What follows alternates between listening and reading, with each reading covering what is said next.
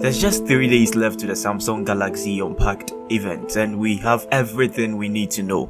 We talked about some of the features of the Galaxy S23 Ultra in previous videos, but here's what's new. First, the leak from Nicaragua has been banned from Twitter, but Edward Yabina's YouTube account is still active and he uploaded some footages shot on the S23 Ultra. This is a 4K and 8K video sample from the phone. This isn't full quality as YouTube compresses uploaded videos. The videos look decent and stabilization is on point, colors seem natural, and the dynamic range is quite good. So let me know your thoughts in the comment section. We do have more news on the S23 Ultra. The S23 Ultra allows you to shoot super steady footage at 2560 by 1440p, essentially 2.5K resolution now, something the iPhone introduced this year.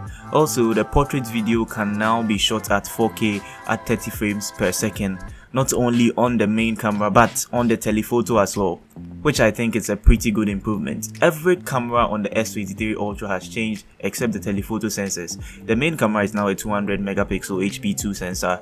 The front facing camera is now a 12 megapixel sensor. The ultra wide is still a 12 megapixel sensor, but it's now the IMX564.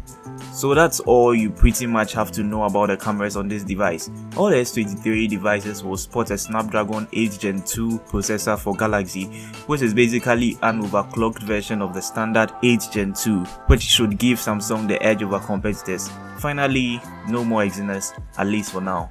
Guys, that's pretty much it for now. Don't forget to subscribe. Click on any of our previous videos for more info, and I'll be back when I find something new.